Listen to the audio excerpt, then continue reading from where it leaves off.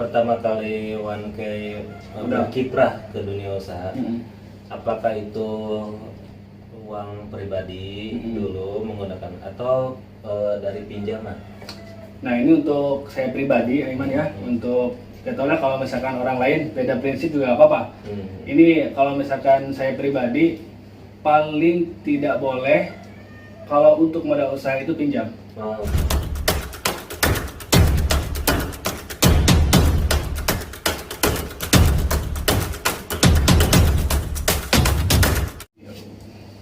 Assalamualaikum warahmatullahi wabarakatuh. Waalaikumsalam warahmatullahi wabarakatuh. Berjumpa lagi bersama saya Aiman di acara Irma Channel. Kali ini saya menghadirkan narasumber. Beliau adalah kayak formal santai aja, beliau. Ini adalah Teman. teman saya, dan sekarang saya undang sengaja karena ya kita sharing aja ya. Ya sharing. Kita sharing. Kalau udah lama gak ketemu ya. Terus sebelumnya perkenalkan dong. Ya perkenalkan buat penonton Irma Channel, nama saya One K. Saya temannya Aiman. Kita mau Gitu kan. Jadi gimana nih ngobrol masalah apa nih ya? ngobrolan ya. Ngobrol santuy aja. Santai aja. Jadi dulu kan Aiman saya tahu orangnya humble banget lah. Jadi saya sebenarnya lebih tua dari saya ya, tapi mukanya kayak lebih muda. Nah gini, kita ngobrol-ngobrol tentang usaha aja ya. Ya boleh. Sekarang motivasi lah ya, sharing buat teman-teman penonton Aiman. Ya. Dan alhamdulillah punya YouTube ya. Alhamdulillah punya YouTube, teman-teman jangan lupa subscribe channel Rajani Channel ya. Bagi teman-teman yang ingin usaha WIPI, di sana banyak banget saya sharing atau kasih tutorial tentang cara membuat atau membangun suatu jaringan WIPI. Subscribe. Cara membuat Jaringan. Mantap. Kayak pakar IT ya. Membuat jaringan. Gini. Dulu kan saya kenal dengan Bang Gini di depan ya? Ya di depan waktu Jakarta ya. Ya waktu tahun 2011 itu 2009. Sekarang udah 2024. Berapa tahun? 12 tahun. 12 tahun. 12 tahun gak ketemu. Lost contact ya? Lost contact sama sekali. Padahal dekat ya. Dekat. Cuma Masih 40 km. Masih sesombang lah ya.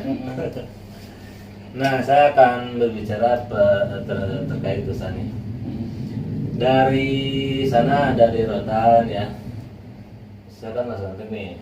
Dari situ terjun kemana lagi usaha? Dari jurang. Oh, panjang sih ceritanya. Pokoknya udah 12 tahun ya. 12 tahun waktu di sini udahan di Rotan. Kebetulan saya mulai usaha dulu tuh rental PS.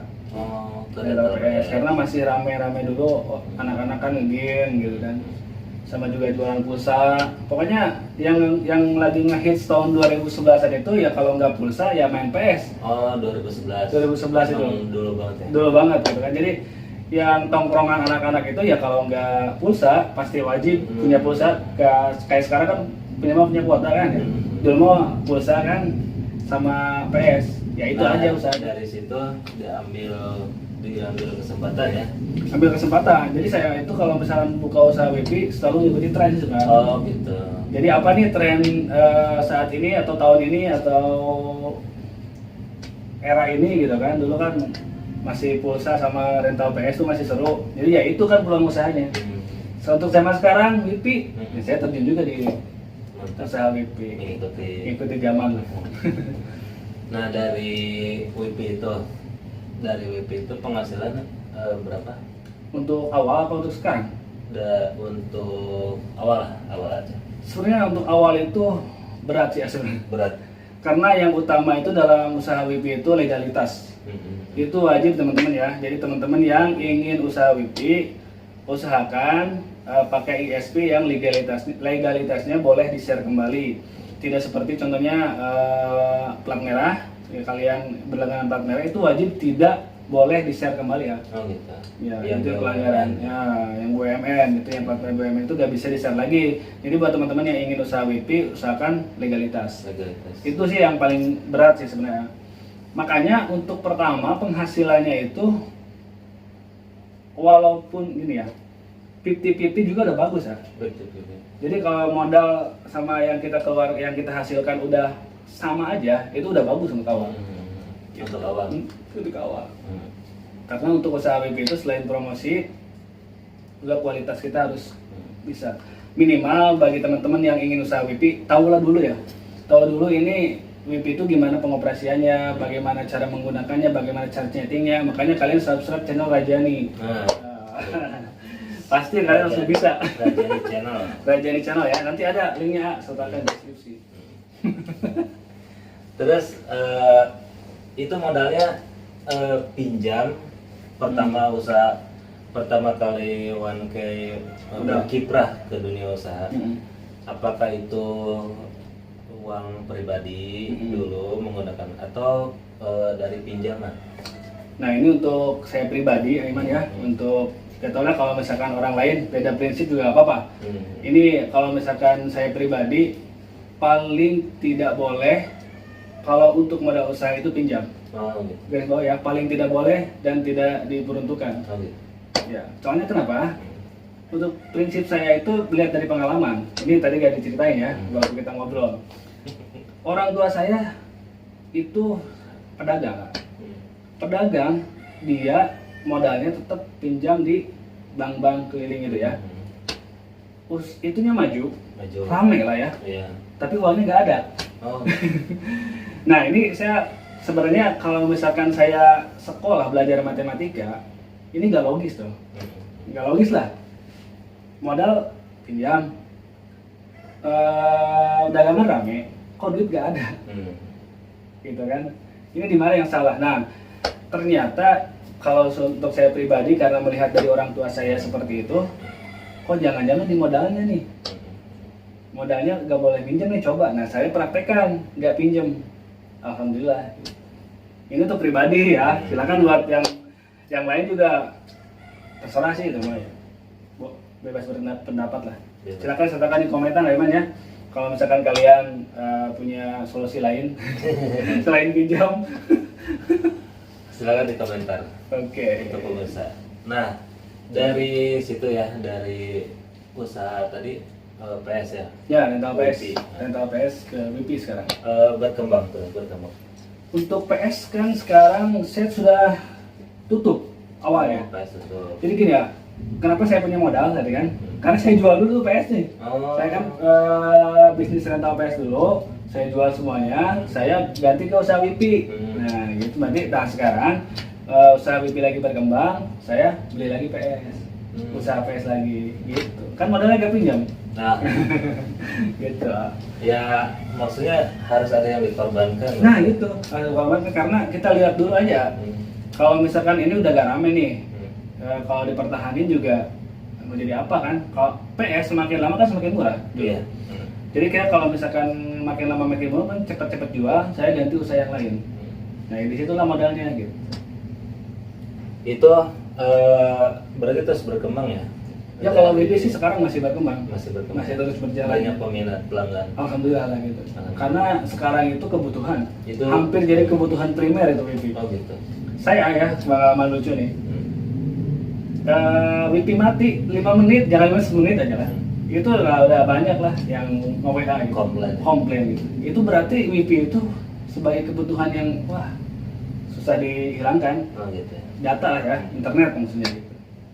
Jadi sekarang pastilah kalau misalkan usaha WP itu sebenarnya prediksi saya sih masih 3 tahun ke depan masih bisa. Masih bisa usaha WP. Gak tau lah kalau misalkan nanti ada teknologi baru. Kan sekarang udah ada tuh di satelit, teknologi WP satelit. Mungkin nanti WP akan tergeser karena kan WP masih pakai kabel. Gitu. Kita lihat aja lah. Terus pertama nih, saya kan pernah main ke sana. Ya. Ke rumah. Di daerah Cirelek ya. Cirelek. Dulu saya berkunjung itu di rumahnya Ibu, berarti orang tua. Ibu. Sekarang dengar-dengar deh ada rumah baru katanya. Alhamdulillah udah dua. Anak 2, rumah 2. Iya. Alhamdulillah udah. Itu gimana kiatnya dari punya itikad ya namanya rumah tangga harus ya punya pikiran. Cuman kan jarang masih muda ya. punya pikiran pengen punya rumah sendiri atau gimana itu? Jadi gini ya sebenarnya. Saya dari awal dulu aja ya. Dari sejak tahun 2010 itu orang tua saya kelilit bank. Kelilit bank ya. Gak bisa bayar angsuran kan. Otomatis jalan salah satunya kan rumah digade ke bank. Akhirnya rumah kejual. Jadi tahun 2010 itu saya udah gak punya rumah, orang tua saya. Nah 2011 itu ngebagi rumah dari nenek saya. Jadi nenek saya itu anaknya 2. Nah jadi dibagi 2 nih, satu buat bibi saya, satu buat ibu saya. Gitu. Jadi bagi 2. Jadi saya tinggal di situ. Nah kemarin Aiman yang ke rumah saya itu adalah rumah dibagi 2 dari nenek. Itu asalnya 1. Nah dari sana dari pengalaman itu ya bagaimanapun caranya gitu ya. Yang pertama saya prioritas rumah dulu. Apalagi setelah nikah. Setelah nikah yang saya utamakan dulu rumah dulu karena nggak mungkin saya kan banyak keluarga, nggak mungkin terus-terusan di sana. Minimal lah tidak bareng orang tua. Nah ini yang lucu Jadi pas pertama nikah itu kita nabung sama istri kan. Nabung sama istri itu kita prioritas rumah. Dan tabungan itu sebulan itu cuma mampu 1 juta. Sebulan apa sejuta dari hasil usaha saya ya dulu waktu pas pertama nikah. Oh ternyata cuma 1 juta nih kita bisa tabungin gitu kan. Nah saya hitung-hitungan nih sama istri kan. Kira-kira kalau sebulan 1 juta rumah harga minimal 100 lah ya. 100 juta gitu kan. Berarti berapa tahun kita dapat rumah? 9 lebih lah ya, pokoknya 9 tahunan. Tapi saya keputusan nggak apa-apa 9 tahun mau berapa juga yang penting kita beli rumah dulu. Nah akhirnya begitu 3 bulan nikah tuh istri hamil.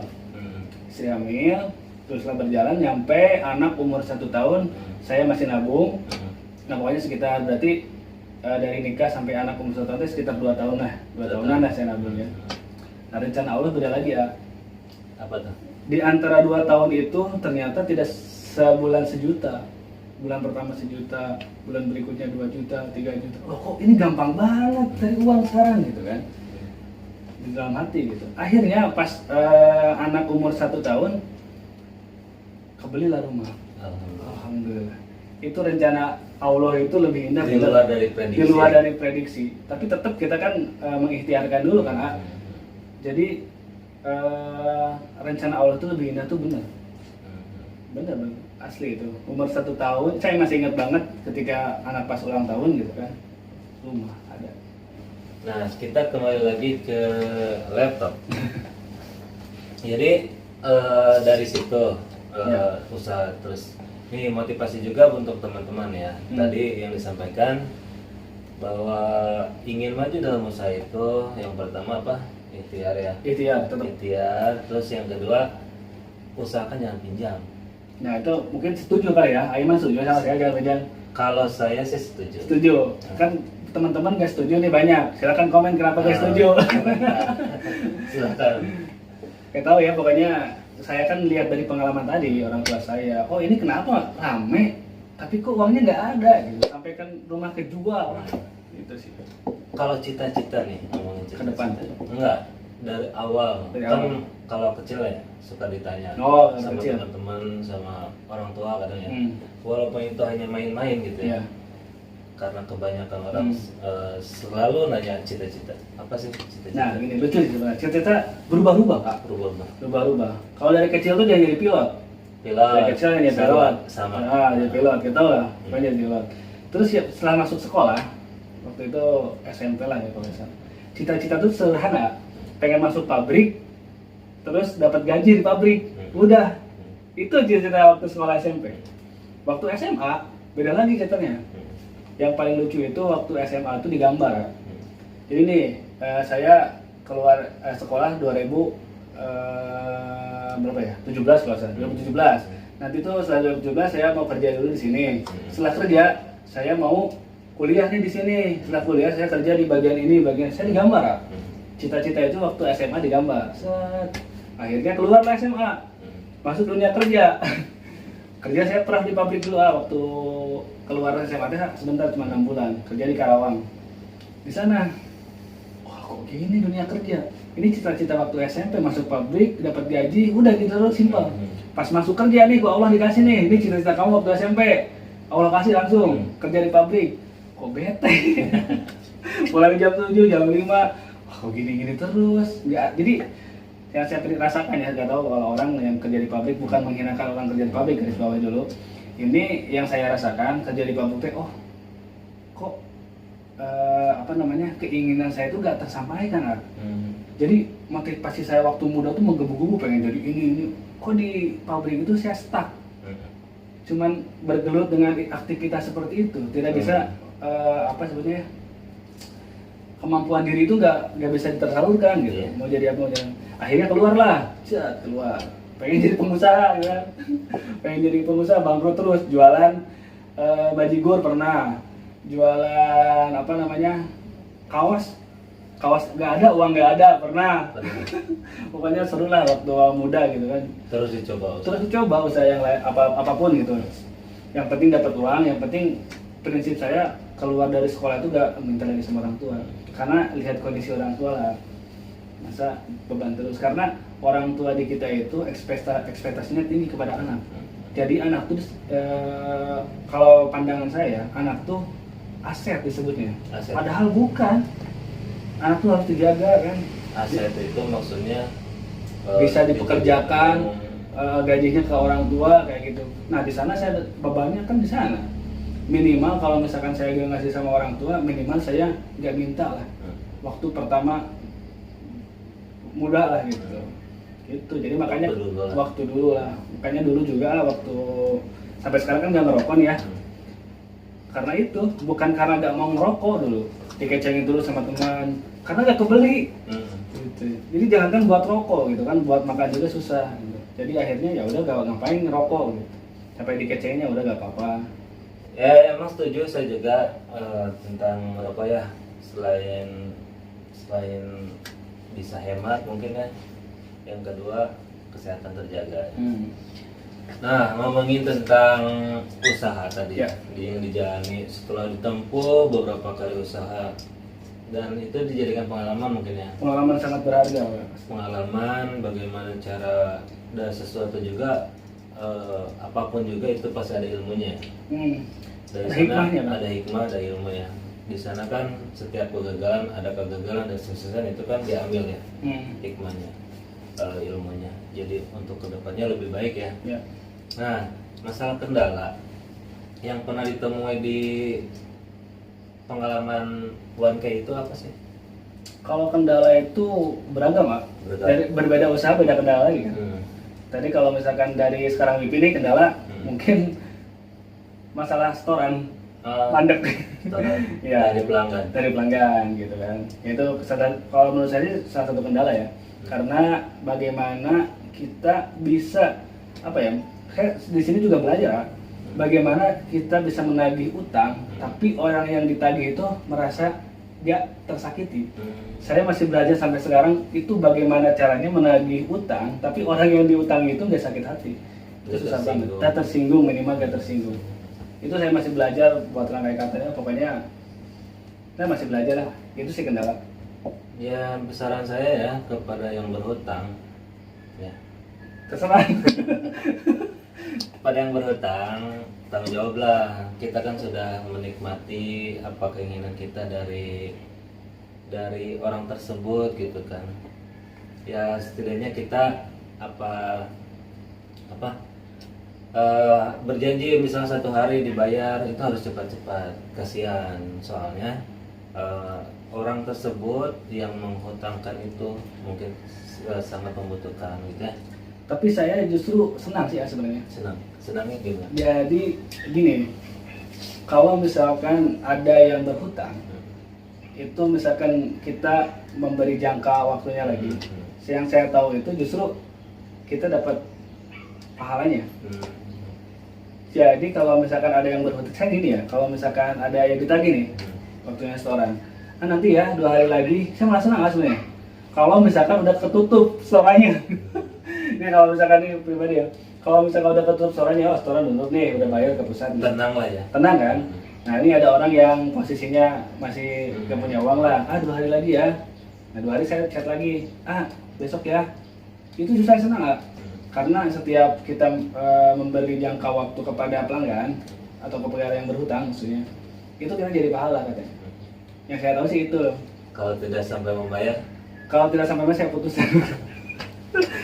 Ada kan? Saya kan kalau 2 bulan nggak bayar saya ada ini ya, MOU-nya putus. oh gitu. Iya. MOU. Ya maksudnya dari Simak perusahaan. Ya pokoknya bukan MOU, pokoknya surat keterangannya gitu ya.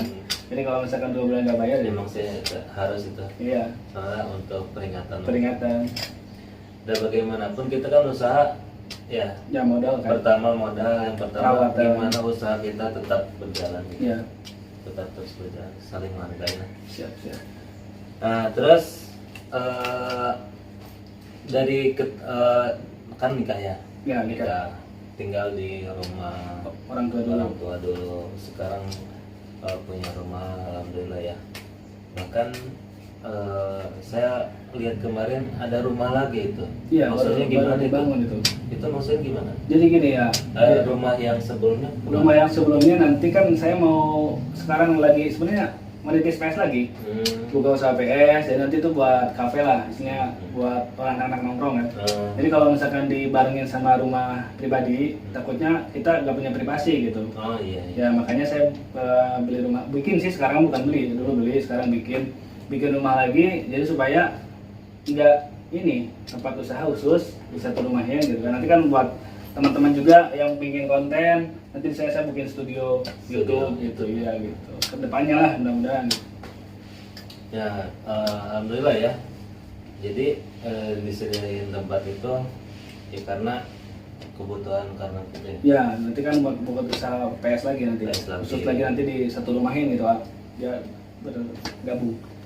Terus motivasi tadi kan di YouTube tadi ya. Selain untuk tadi kan niatnya karena apa, ingin keuntungan dari YouTube, apa emang itu ya. Ini sebenarnya buka YouTube atau bikin YouTube itu tahun 2019 waktu pertama rintis WP. Karena juga saya masih belajar sebenarnya, bagaimana konfigurasi mikrotik dan sebagainya, yang terlalu jago lah ya. Saya juga belajar otodidak sebenarnya di internet juga. Nah jadi kalau misalkan saya bikin settingan gitu, saya suka lupa. Oh gitu. Jadi daripada lupa, saya rekam aja screennya, rekam aja screennya, nanti upload ke YouTube. Nah nanti kalau misalkan setahun atau 2 bulan kemudian dibutuhin lagi nih settingannya, saya bisa nonton lagi di YouTube saya pribadi gitu. Tapi mudah-mudahan bermanfaat ya. Mudah-mudahan bermanfaat juga buat teman-teman nih yang ingin usaha WP. Iya. Gitu. Dan alhamdulillah kita juga anak-anak di Irma Channel ya punya channel Khusus punya beda lagi? Ya ini yang Ada lagi maksudnya? ada lagi. Oh. Pertama itu diisinya tentang apa, syuting gitu ya. Sitkom. Jadi intinya mah ingin menyampaikan siar gitu. Siar benar-benar. Di dalamnya gimana hukumnya berbohong atau gitulah, tentang motivasi dan juga ya siar agama. Ya benar. Sekarang sih kalau misalkan siar itu gampang ya, banyak media. Jadi siapapun bisa ini ya dibikin wadah lah sama media sosial gitu kan. Kalau misalkan Iman di bidang keremajaan masjid, jadi kan gampang tinggal buat channel tentang remaja masjid. Ya, gitu. Gampang sekarang sih. Nah, Oke. mungkin itu saja ada yang sampaikan untuk Buat penonton Irma Channel, ya. Ya pokoknya buat Irma Channel tetap selalu memberikan informasi yang positif ya. Positif, terus kemudian semoga channelnya berkembang dan semoga Aiman sebagai leadernya diberi kesehatan dan umur panjang. Amin. Amin. Dan juga saya doa yang sama untuk sahabat saya. Semoga berkembang dan usahanya lancar terus. Amin. Ya mungkin itu saja. Terima kasih untuk waktunya dan pada pemirsa jangan lupa like and subscribe. Tadi apa? Rajani Channel. Rajani Channel. Assalamualaikum warahmatullahi wabarakatuh. Waalaikumsalam warahmatullahi wabarakatuh.